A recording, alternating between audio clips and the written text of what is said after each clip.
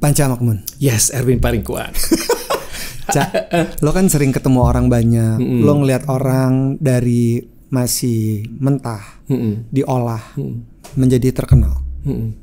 Lo terlibat jadi juri buat macam-macam kontes. Terlibat sebagai koreografer fashion. Lo ngeliat berbagai macam bakat-bakat bintang baru yang belum dipoles. Dan seringkali kita dengar ada statement star quality. Apaan sih? Maksudnya kualitas seperti apa sih yang bisa membuat orang itu menjadi bintang?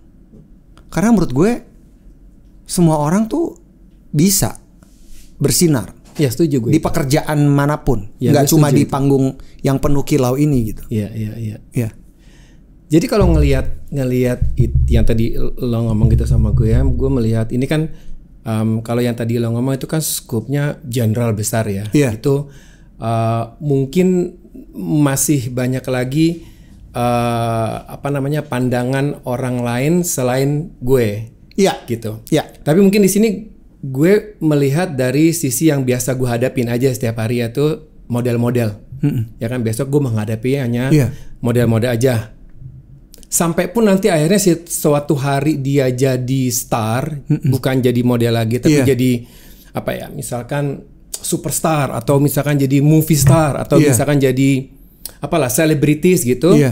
Emang rata-rata mereka munculnya dari seorang model. Nah kalau gue sih ngelihatnya, gue nggak tahu ya, karena itu kayak keluar secara natural. Ngelihat sosok perempuan atau laki yang dari versi gue bisa melihat bahwa ini bisa jadi model nih. So kalau misalkan udah jadi model, of course nanti dia akan jadi star gitu. Iya. Nah, ada kesempatan ke situ ya. Ada kesempatan ke situnya. Jadi itu kayak naturally gue ngelihatnya mungkin kalau di model tuh pasti nomor satu yang kita lihat itu agak klise ya, emang itu fisik, pasti fisik. Tapi fisik itu dibagi macam-macam. Jadi fisik itu nggak cuma hanya kayak ngelihat lo putih, lo misalkan tinggi, cakep, lo ganteng, lo tinggi gitu misalkan. Nggak ada dari situnya sih. Jadi kalau di gue ngelihatnya bahwa ini orang bisa jadi model apa enggak, gue biasanya dari looknya. Karena look model itu memang spesifik.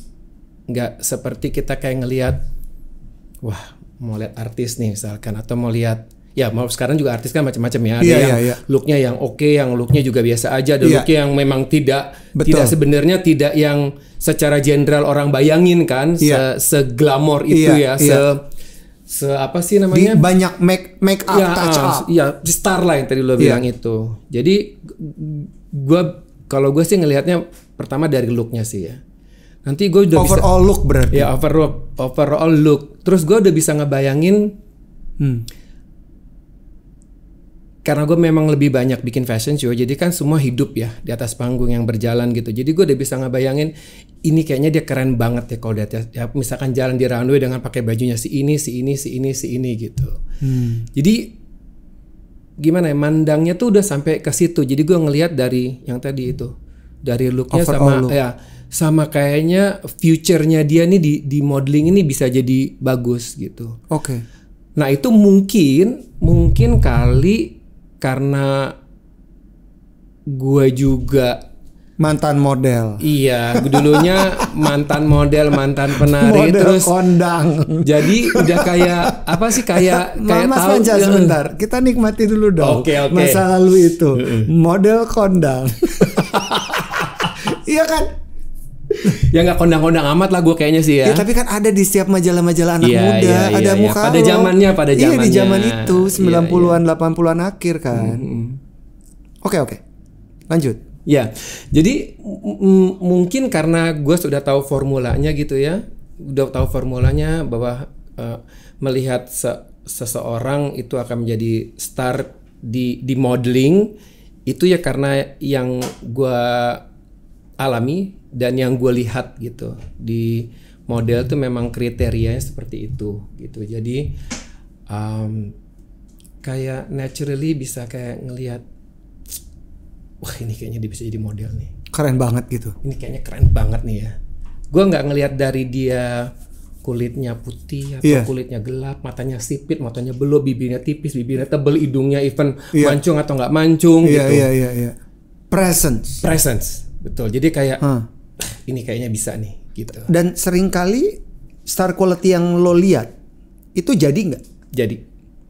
How many percent? Almost.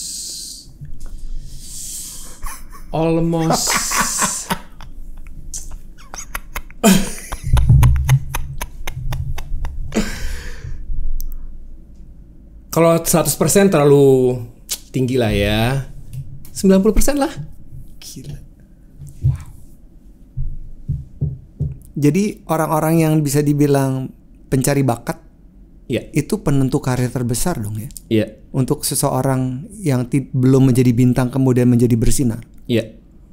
Gue ngebayangin pencari bakat sama yang mengerti untuk mengembangkan bakat dia berbeda. Iya. Mencari dan menemukan orang yang ada di industri itu kan karena, dan mengasahnya. Iya, mengasahnya itu adalah gue dari melihat, mencari. Kalau misalkan ada pun pasti itu kayak datang sendiri dari lingkungan gue bahwa nih udah kasih ke Panca aja pasti nanti jadi gitu.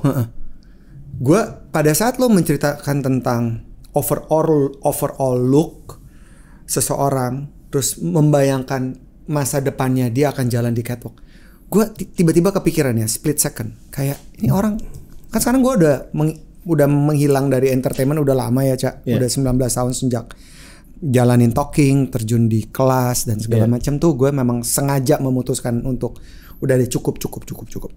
Kalau gue ngelihat dari pekerjaan gue 19 tahun ini sama kayak ada coach, ada orang yang jadi coach yang melihat bakat si A. Lo tuh bisa lo jadi si ini, lo tuh bisa lo sampai di level ini, lo tuh bisa lo menjadi posisi tertinggi di organisasi ini. Kayaknya cocok environmentnya lebih ke environment startup company daripada lo ke hal-hal yang berhubungan sangat biokratik misalnya gitu.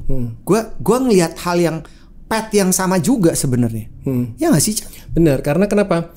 Tadi lo bilang kan lo stop, bukan lo meninggalkan ya. Iya. Tapi lo melakukan hal yang lain lagi. Yang menurut lo kayaknya ini akan jadi lebih besar gitu. Nah itu juga yang sama gue lakukan pada waktu itu. Wah, gue mau jadi model berapa lama sih? Gue mau jadi penari berapa lama sih? I want to do something else gitu. Gue mau melakukan yang lebih besar lagi gitu.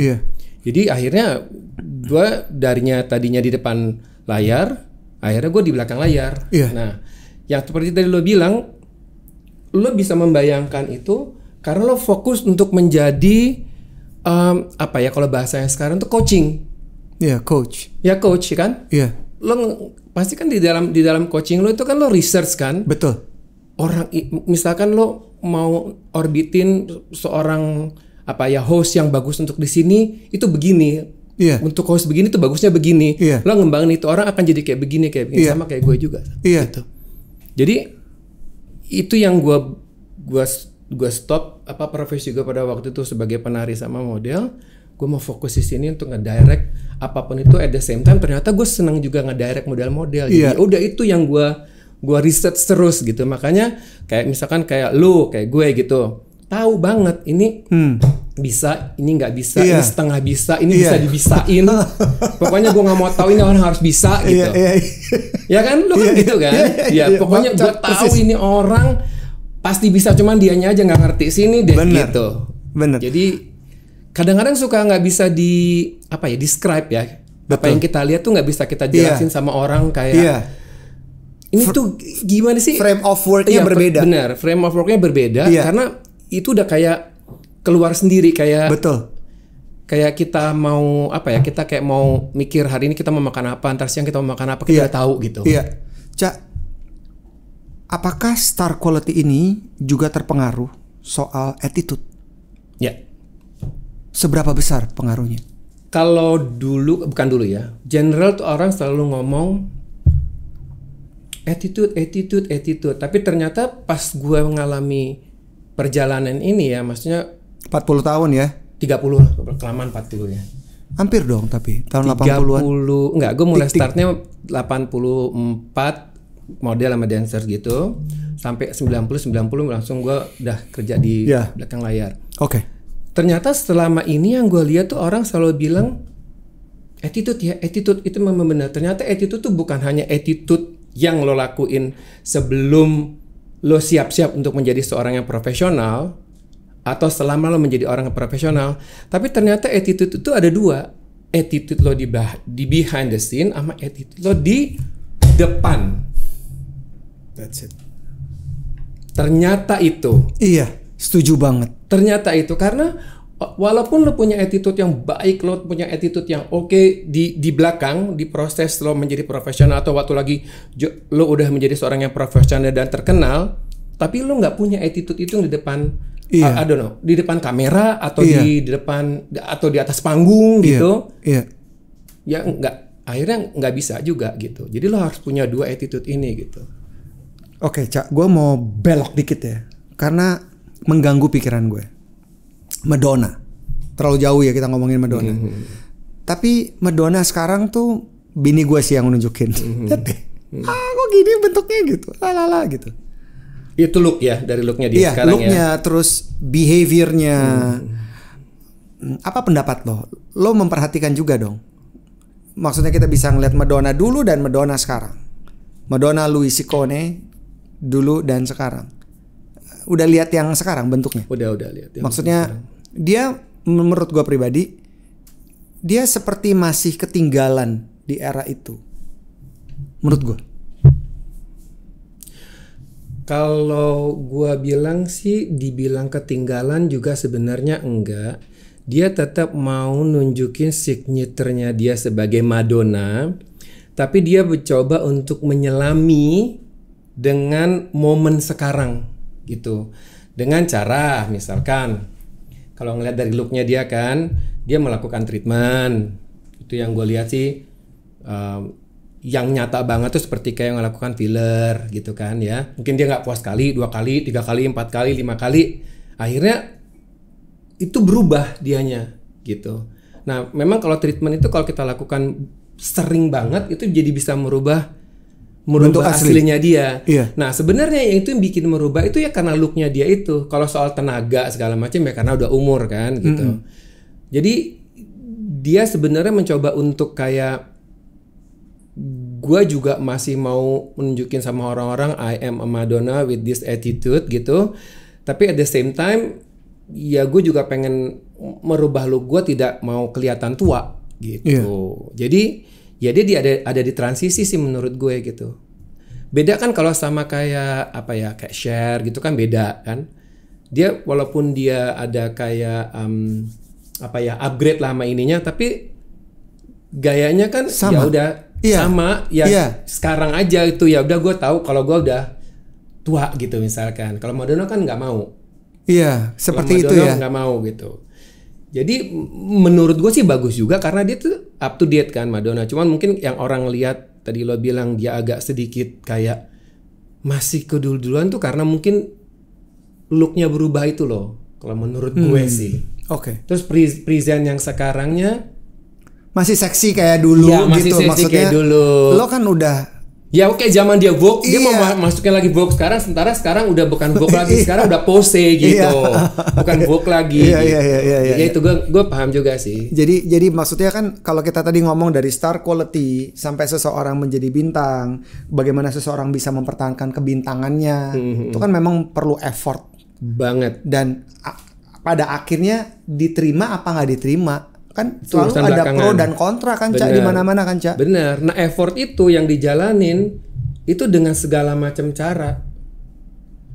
Suka apa nggak suka lo harus jalanin gitu. Gimana caranya lo membikin effort itu?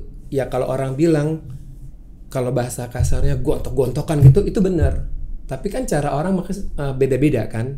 Jadi kalau orang bilang kita mesti saingnya secara sehat, itu benar banget. Iya. Gontok-gontokan lebih benar lagi. Tapi caranya beda. Gontok-gontokan macem-macem kan. Gak harus gontok-gontokin orang, tapi lo majuin diri lo sendiri untuk bisa jadi proses itu gitu. Iya. Nah Madonna kan salah satu orang yang betul, setuju. Super duper kan. Gak ada orang pada zaman itu mau mikir kayak dia begitu. Suara ya Allah. Iya biasa aja. Bukan biasa lagi. Ya kan? Rata aja udah kayak nggak ada gini-gininya. Gue juga bisa lah nyanyi kayak dia gitu ibaratnya kan. Tapi Siga Delot, what make her special itu dia ngelakuin sesuatu yang pada waktu itu orang nggak kepikir gitu. Betul. Menurut lo di zaman sekarang lebih susah nggak sih mencari orang dengan star quality karena banyak orang yang bias?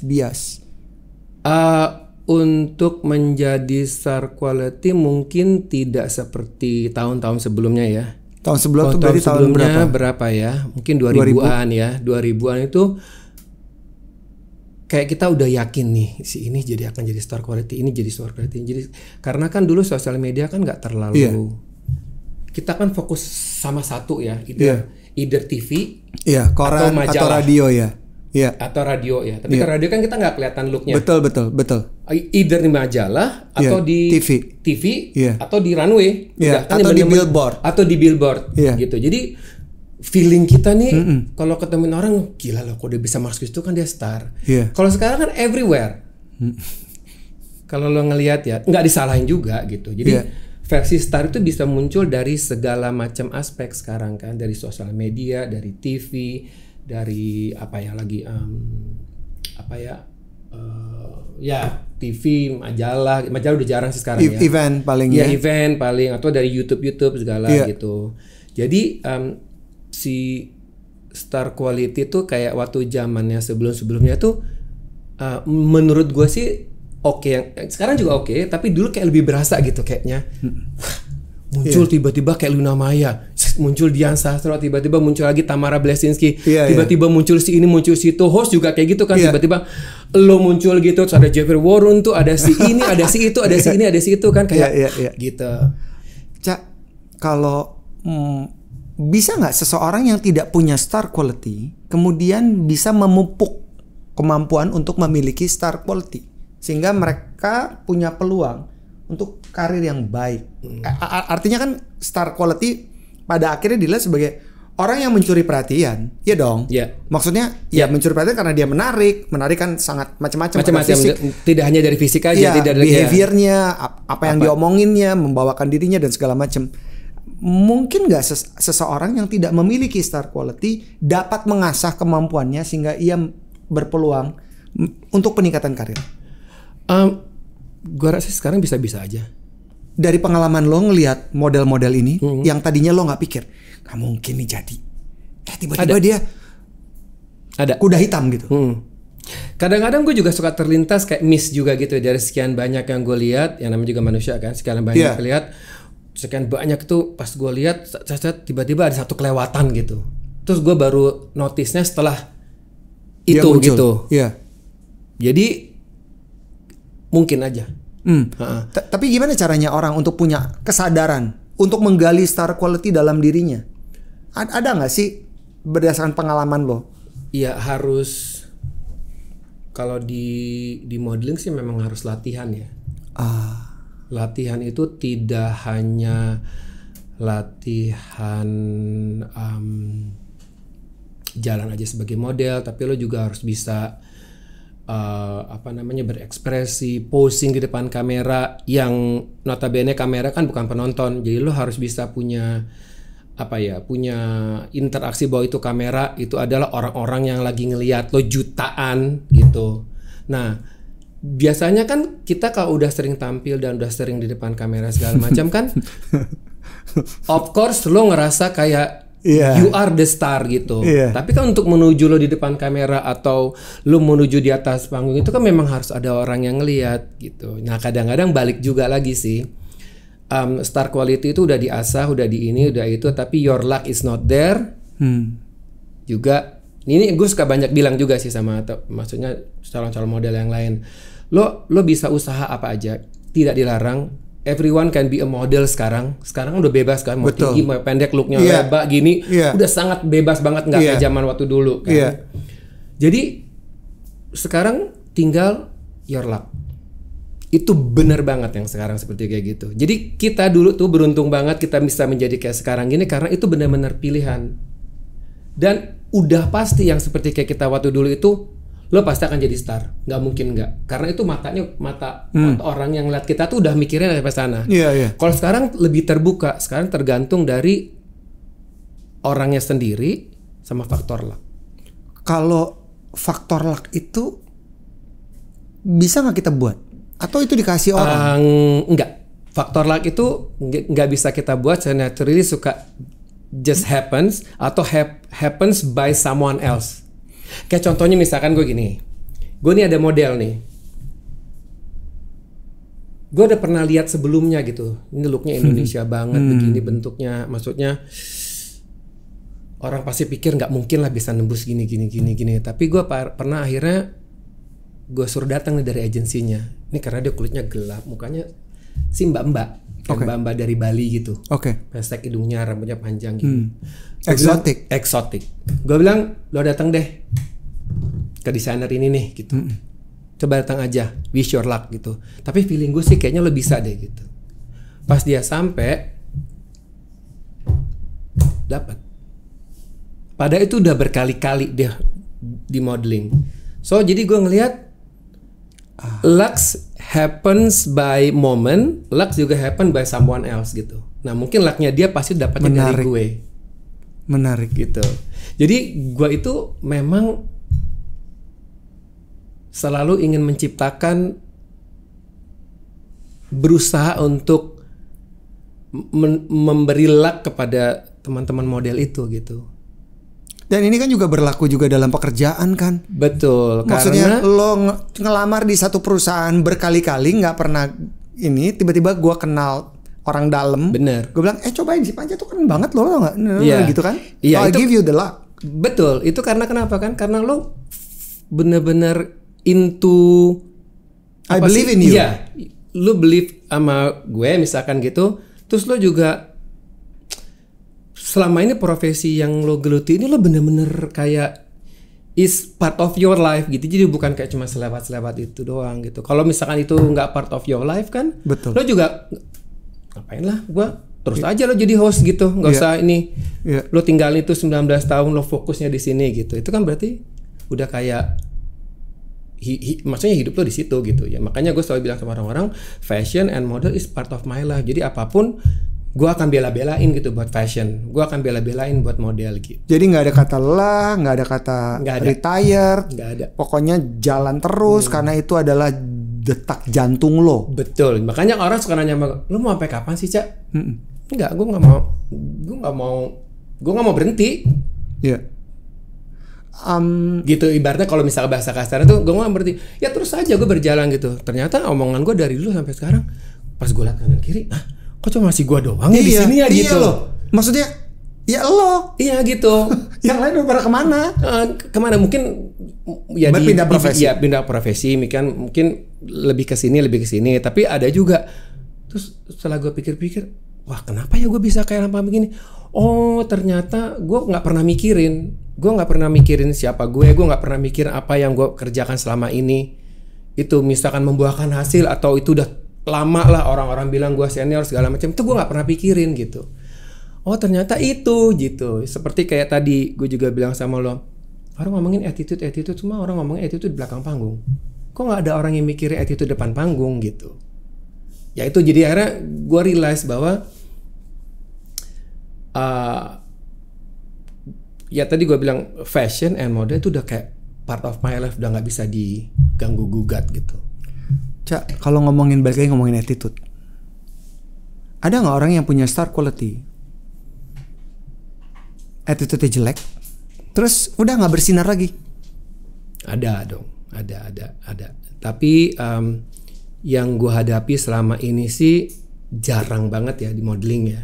Karena biasanya kalau udah ketemu gitu, mereka benar-benar serius gitu. Karena gue dari awal selalu bilang, lo mau serius nggak di sini? Kalau lo mau serius ya lo mesti jaga attitude. Tidak hanya attitude di belakang panggung, tapi attitude yang lo mesti buat juga di depan panggung atau di depan kamera gitu. Dia tuh harus sama nggak sih, Cak, di belakang panggung attitude kita sama di depan publik? Kalau gue orangnya pribadi gue tidak mau mencampuri attitude dia di luar dari pekerjaan. Oke. Jadi kalau dia di luar dari pekerjaan misalkan ya dia apalah contohnya misalkan suka party lah, suka minum lah, inilah ganti pacar lah, ada hubungan sama si ini, gue nggak peduli karena itu bukan attitude yang diperluin dicampur aduk sama urusan pekerjaan. Ya mungkin kalau di attitude yang di pekerjaan itu ya lo nggak boleh, itu klise lah ya, nggak boleh terlalu sering telat datang. Iya. Lo harus disiplin, lo harus juga sopan sama orang yang kerja di lingkungan lo, harus dapat bekerja sama orang di lingkungan lo, baik itu desainer atau koreografer atau makeup artist atau siapapun lah gitu ya, stylist gitu-gitu. Juga jangan ngerasa kayak ya lo diva lah, walaupun lo juga udah diva gitu di modeling. Tetap atau juga di depan panggung. Jadi itu jadi bisa mengurangi orang kayak adalah malas lah sama dia gitu. Apalagi kayak zaman sekarang banyak sekali kan model gitu. Semakin lo begitu ya udah ganti aja yang lain. Ada kok. Karena banyak pilihan. Banyak sekali pilihan. Jadi itu yang memang harus teman-teman model yang kalau memang mau terjun ke dunia modeling itu yang mesti harus dijaga banget sih gitu. Cak, semua orang bisa jadi model sekarang karena mediumnya banyak banget. Betul. Ruang berekspresinya sangat terbuka luas. Punya akun TikTok sendiri aja atau Instagram, lo bisa pakai tools ini untuk mempromosikan diri lo. Apakah dunia modeling kita bisa dibilang udah maju, bener-bener disiplin ilmunya, pemahaman orang-orangnya, segala macem, menurut lo? Kan lo juga kan membawa banyak misi kesenian ke luar negeri, lo ketemu juga dengan model-model di sana, terekspos di sana, sempat juga bolak-balik ke sana kemari gitu. Ada perbedaan yang signifikan atau kita bisa dibilang sudah setara model-model di Indonesia? Kalau soal disiplin sih, gua rasa model-model yang sekarang cukup disiplin ya, karena kan persaingan juga ketat ya. Kalau misalkan mereka nggak disiplin, nggak punya attitude yang tadi seperti gue cerita depan dan belakang, within second udah bisa terganti gitu. Jadi mereka juga nggak mau kehilangan pekerjaan itu kan, karena mereka into pekerjaan ini kan. Makanya banyak agensi dan mereka banyak sekali ingin masuk agensi, karena sekarang kan kalau mau kerja harus melalui agensi. Kalau tidak melalui agensi kita nggak mau gitu. Nah kalau tadi ngomongin soal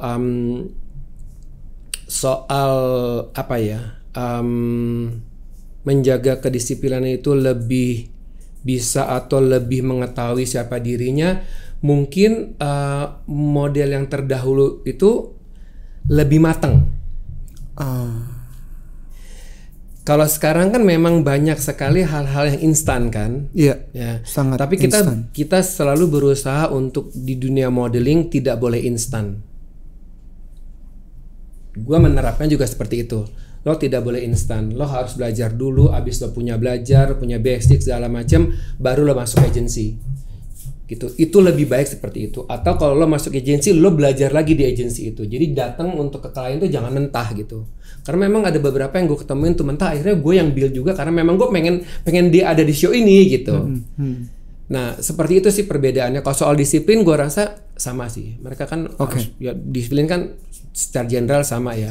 Cuman mungkin pemahaman dirinya sama pemahaman karakter yang anak-anak sekarang tuh kurang mateng gitu. Kalau model-model itu lebih kuat karakternya. Dan mereka tuh mencari kalau anak sekarang mencari kan, mencari referensi. Pada zaman dulu susah loh referensi itu. Iya. Mesti beli majalah, mesti keluar negeri gitu. Mereka berusaha untuk cari referensi itu gitu. Dan kalau yang sekarang kan sebenarnya lebih gampang, lihat Google harusnya gini. Cuma mereka nggak kadang-kadang lupa untuk ke situ gitu.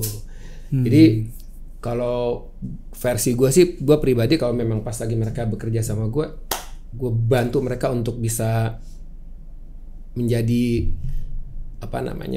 seorang model yang kuat gitu. Jadi untung buat mereka kalau pas kebetulannya ketemu sama gue, kalau misalnya ketemu sama yang lain kan nggak tahu ya gitu. Karena biasanya kalau model-model yang kerja di misalkan pas kebetulan ada show-nya kerjasamanya bareng-bareng sama gue kan pengennya mereka tuh perfect on the runway gitu ya, jalannya bagus sesuai dengan yang diminta segala macam. Ya kalau misalkan sampai ada yang kurang, ya gue harus latih dia gitu. Betul. On the spot, mau nggak mau gitu. Cak, ngeliat nggak sih ada perbedaan? Kalau tadi kan antara model zaman dulu berarti di bawah tahun 2000-an ya gitu kali ya, atau di tahun 2000-an? Gue itu startnya dari 90 ya, berarti sebenarnya 80-an ya, 85 gitu tuh gue udah lihat-lihat dan udah ketemu sama yang model era senior ya, yang 85. Jadi gitu 90s dengan ya, 2000-an ya, sekarang early gitu 90s sama after 90s lah itu startnya kan. Kan gue mulai bener-bener apa itu di 90s kan. Jadi ketemu sama model 90s sama yang early 90s gitu. Jadi 2000 dong ya. Jadi kita bisa kan dua kategori. Model era 90-an sama model setelah tahun 2000-an. Iya, betul. Dari 2000 sampai tahun 2000. Sekarang kan udah tahun 2000 sekian lagi kan. Itu berarti kan udah 3 generasi lah ya. Betul. Kurang lebih ya. Maksudnya di in business 3 generasi model lah gitu. Iya. Kalau ada baby boomers, ada X, ada millennials, mungkin sekarang zillennials kali, bahkan mungkin 4 kali ya. Oh, Z. 3 sih. Iya, Z. Iya, Z. X, Y, and Z. Lama juga ya gue. Iya, lama. Kan gue bilang hampir 40 tahun karir lo di entertainment. 33 aja lama. Oh iya, oke. Terus kalau dibalikin soal attitude. Kalau model dulu karakternya lebih kuat. Iya. Kalau yang sekarang belum kuat. Kalau attitude, anak-anak zillennials kan kayak gue pernah ya. Gue lagi makan di restoran. Gue ketemu temen gue. Temen gue seumur sama gue X juga. Bawa anaknya Alpha. Anak Alpha. Masih 10 tahun 15 tahun. 10 tahunan gitu. Terus si ibunya gini. Kenalin dong Om Erwin. Gitu. Kok gak disapa? Terus padahal waktu gue ketemu si ibu, gue juga senyum sama si anak. Anaknya juga gitu ke gue. Anaknya gini, tadi udah kok, I did it already, di depan ibunya. Maksudnya kalau kita lihat nih generasi yang baru-baru, millennials, zillennials, bahkan alpha, kan udah terpapar teknologi. Attitude yang kita omongin dari tadi tuh bisa berkembang kan, karena instan. Jadi kadang-kadang mereka ekspresif aja gitu. Nah kalau yang lo lihat di model zaman sekarang, apakah mereka juga kayak gitu? Jadi kayak lebih vokal, lebih gampang mengeluh kalau harus didera dengan jadwal latihan yang panjang. Ada gitu nggak? Atau gue nggak tahu ya, kalau di gue tuh nggak pernah ada ya. Mungkin karena gitu. Walaupun mereka zillennials juga. Iya, mungkin kayaknya mereka ngeliat gue udah kayak galak gitu ya, mungkin kali ya. Lo kan nggak galak kalau. Sebenarnya kan gue nggak galak. Lo nggak galak. Cuman emang kalau dilihatin emang suara gue sih tinggi, gitu kayak bisa satu ruangan gitu tuh. Karena gue nggak mau buang-buang waktu. Lo denger deh semuanya daripada gue ulang-ulang gitu. Memang terlatih seperti itu. Kita kan dari dulu kan kayaknya ngomong nada gue kan tinggi kenceng apa gitu-gitu. Jadi gue tidak pernah, alhamdulillah selama 33 tahun gue kerja sama model, maksudnya dia melakukan hal itu di gue. Tapi gue pernah dengar dia melakukan hal itu di tempat lain. Di tempat lain, which is gue juga nggak bisa ngomong apa-apa kan, gitu. Karena itu bukan urusan gue gitu. Betul. Jadi gue sih nggak pernah punya pengalaman itu. Karena gue tipe orang yang kalau misalkan sampai ada peristiwa kayak gitu, gue langsung ngomong sama modelnya di depan model-model yang lain. Jadi itu lo contoh nih, lo nggak bisa kayak begitu. Jadi mereka tahu gitu. Respect. Biasanya gitu sih. Tapi kalau lebih mendalam biasanya gue ngomongnya berdua gitu. Ada yang bilang gini ya, industri fashion adalah industri yang menampilkan figur-figur yang tidak biasa. Misalnya contoh gini, terus gue nanya, ini ada teman gue di industri perfilman. Maksudnya apa ya? Iya kan, lo lihat deh model-model itu ya, pasti bentuk wajahnya tuh nggak umum. Apakah profil wajah seseorang itu bisa juga menjadi salah satu akses untuk star quality? Iya dan tidak. Iya dan tidak. Iya dan tidak. Karena model tuh kan dibagi dua ya. Model itu dibagi dua, ada yang catwalk model, ada yang foto model. Foto modelnya kan bisa dia untuk setengah badan, muka doang gitu. Misalkan untuk editorial atau dia untuk iklan. Itu kalau editorial sama iklan tuh yang dicari adalah fotogeniknya si model tersebut. di depan kamera kan, dia cantik atau nggak cantik, cakep apa nggak cakep, itu kan yang dicari kan di depan kameranya di depan gimana? Kameranya. Bukan jadi, jauh jenik ya? Bukan jauh jenik gitu. Dari jauh. Bener. Nah kalau catwalk model itu yang lebih sangat spesifik karena dari dulu sampai sekarang itu selalu tipe look model itu udah kelihatan gitu ya.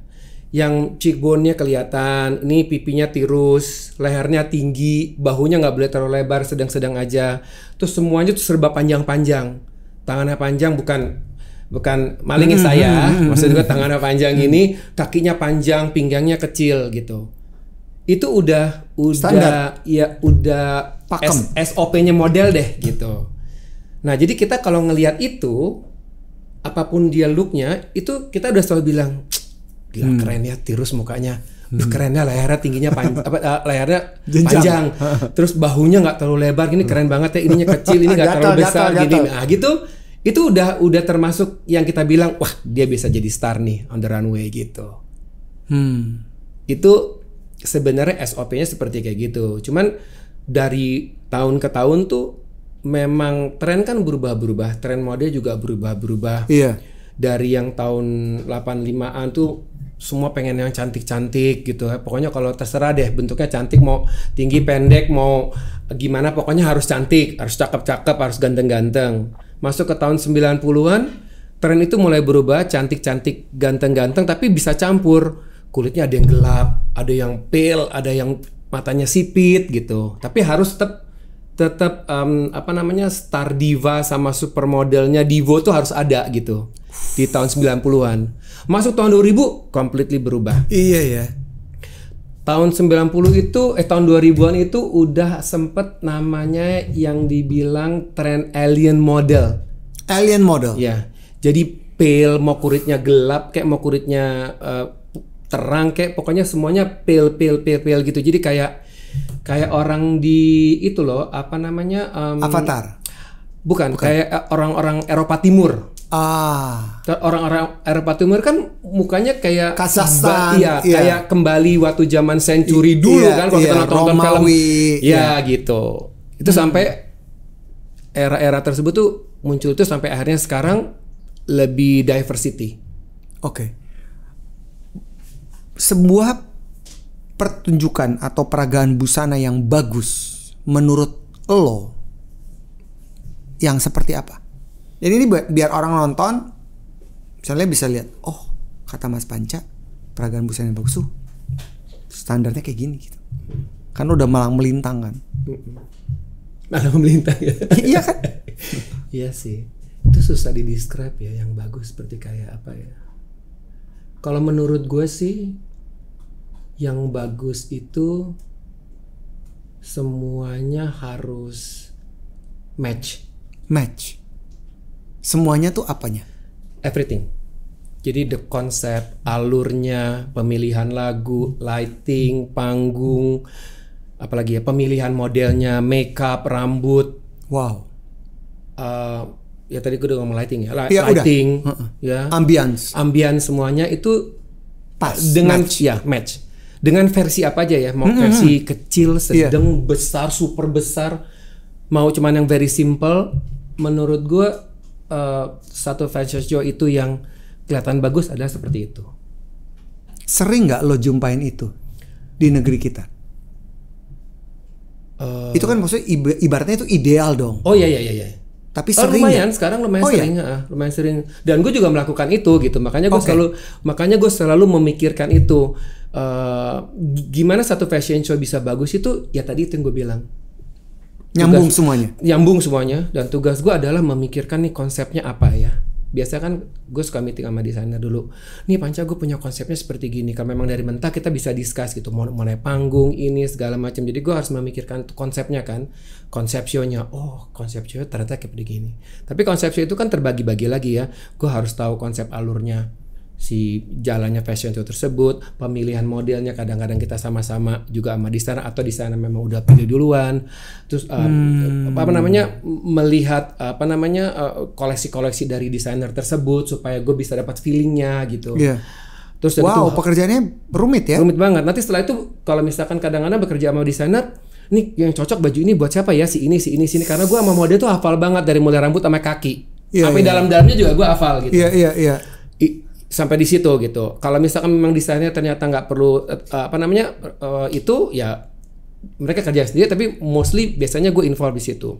Sampai audisi juga ada di situ, terus sampai bener-bener mikirin ini jalannya seperti kayak apa yang diminta gitu. Gue harus juga mampu menunjukkan sama mereka jalan ini yang harus kalian lakuin, mood ini yang harus kalian lakuin. Itu kan berarti gue harus research kan.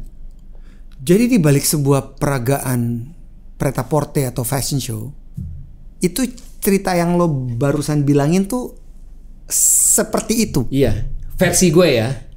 Itu versi gue, itu yang gue lakuin. Nah, nggak sampai di situ nih. Udah fitting, gue juga harus hadir fitting. Kenapa gue mau hadir fitting? Karena gue pengen lihat ini model dia pakai baju ini, ntar jalannya udah bener apa belum ya.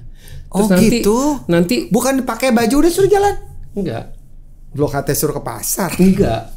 Nanti kamu jalannya begini ya, misalkan straight forward, jangan ada ini, jangan itu, harus begini, harus begitu gitu. Nanti kan dia coba kan. Nanti kalau nggak bener, gue harus nunjukin lagi sama dia. So jadi itu persiapan itu memang agak ribet gue lakukan. Jadi gue tuh emang lebih seneng melakukan hal itu di jauh-jauh hari. Gue diribetin nggak apa-apa jauh-jauh hari. Tapi hari lo jangan ribetin gue. Gue mau ngurusin yang lain. Gitu. Jadi itu nggak sampai di situ tuh. Udah selesai, udah beres kan. Pada waktu hari hanya gue mesti mikirin lagi. Oh ini panggung yang udah dibuat, gue mau bikin lampunya seperti kayak apa. Gue panggil orang lighting designernya duduk. Gue terinspirasi dari begini. Nanti pas lagi yang ini harus begini. Gue pengen lampunya begini, keluarnya begini. Gue tunjukin lagi ini kurang lebih seperti kayak gini. Tapi lo ngambilnya di sini dulu. Nanti waktu lagi dia begini begitu gitu. Jadi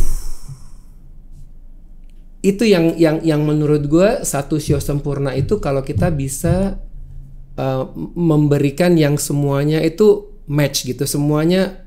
Kalau sempurna sih pasti nggak ada show yang sempurna ya.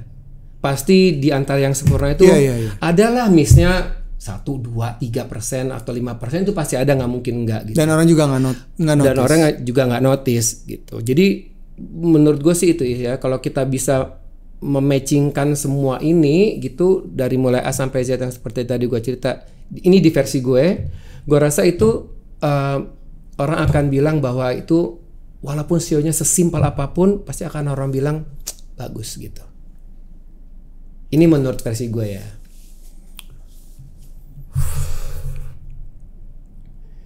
Jadi itu kalau orang nih pernah temen gue juga ngomong ya gini waktu lagi lihat gue lagi GR gitu ya. Gue kan pakai mic ya gitu. Gue ngomong oke, next, model next gitu kan ya. Dengan suara kencang gue itu ya, next gitu. Dia bisikin gue. Lo tuh gak ada ngomong sama gue. Lo enak baca ya, dibayar cuman ngomong next doang. Ngomong next doang lo dibayar gitu. Terus gue bilang, oke, nanti gue cerita sama lo ya. Kenapa gue bisa sampai ngomong next begini gitu. Nah itulah sekarang gue cerita bahwa proses itu sudah gue lakukan sebelumnya. Hari-hari gue cuma ngomong oke, next, keluar lagi tuh lampunya. Masuk ini lagi, masuk itu lagi. Tapi kan pekerjaan itu gue udah lakukan sebelumnya gitu. Itu yang banyak banget sebenarnya yang maksudnya kurang tahu gitu pekerjaan yang di versi gue ya. Gue melakukan itu karena gue pikir itu bagus juga gitu. Gue harus lakukan karena gue juga mau membuat satu show yang sempurna, membuat suatu show yang bagus. Gimana caranya ya gue harus mengikuti detail-detail tersebut gitu. Sampai hal-hal kecil, ngelihat model jalan, ngelihat model dipakein baju, terus gue tahu dia make upnya kayak apa, terus dengerin lagunya, kadang-kadang mencari lagu kita sama-sama berdesainer atau desainer udah mempersiapkannya, gimana gue bisa nyambung dari musik 1 ke musik 2, ketiga supaya orang tuh yang nonton tuh gue udah bisa imajinasi bahwa mereka bisa menikmati itu gitu dari 1 ke 2-nya gitu. Itu kan susah banget kan ya. Kalau udah kita kerja di satu program atau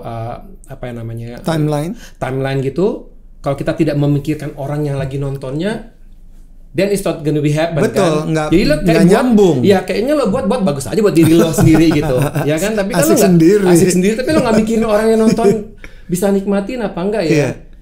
Tapi at the end of the day pasti adalah dari sekian banyak orang yang nonton yang merasa kayaknya biasa aja gitu, pasti ada gitu, atau ngerasa kayaknya 5 orang atau 10 orang bosan gitu. Karena pasti preference ada. Juga kan. Iya gitu. Cak, proses kreatif yang tidak cepat dalam sebuah pertunjukan fashion.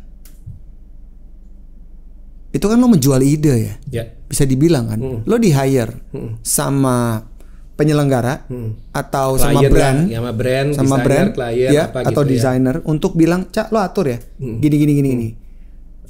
Jadi kan lo harus meyakinkan si orang-orang ini, third party ini, untuk ngikutin apa yang lo mau kan.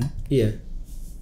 Atau kebalikannya juga, ada sebuah ide, lo ingin menawarkan gitu juga gak sih, menawarkan ke klien untuk propose, atau lebih banyak mereka memberikan order kepada lo?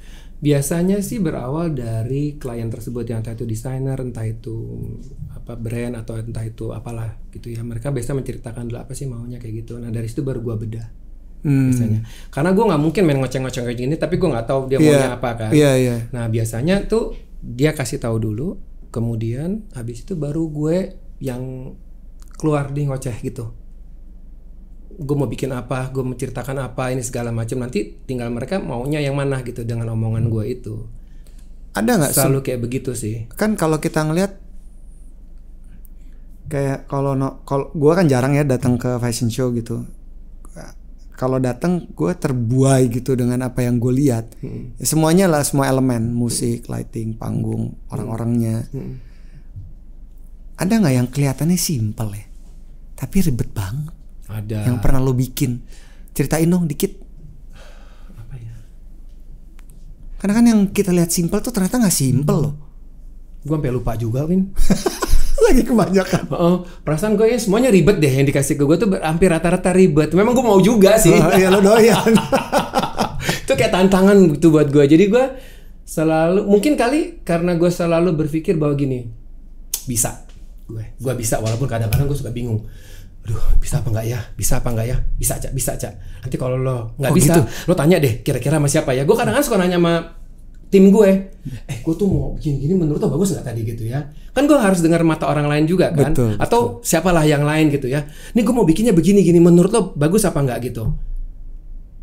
Jadi gue tidak pernah akan bilang tidak bisa, gue selalu bilang bisa.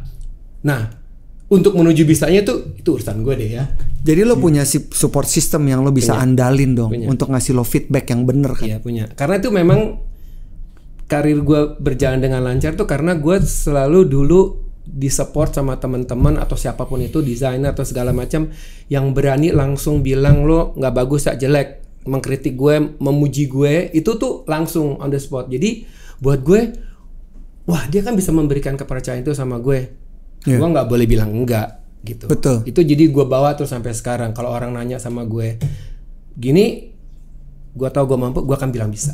Tapi kalau misalkan gue nggak mampu dalam arti kata jadwal ya, bukan dalam pekerjaan. Karena menurut gue bukan capacity. Pekerjaan apapun harus gue terima karena kan gue sudah ngalamin gitu semua. Jadi menurut gue bukan hanya karena gue lama di industri ini, tapi kan memang gue cari duitnya di sini, gitu. It's your life. It's my life. Kalau lo mau willing to to still exist in this profesi gitu, ya lo harus begitu. Gitu. Betul. Dan gue suka juga spirit lo gitu ya. Gue bisa. Iya. Karena itu can do attitude yang akan ngebantuin waktu kita. Walaupun gue ngomong bisa, gue tuh kadang-kadang anjir bisa nggak gue ya gitu ya. Ada begitunya, Win. Ada, nggak mungkin enggak lah. Kita kan sebagai manusia kan pasti ada kelemah-lemahnya.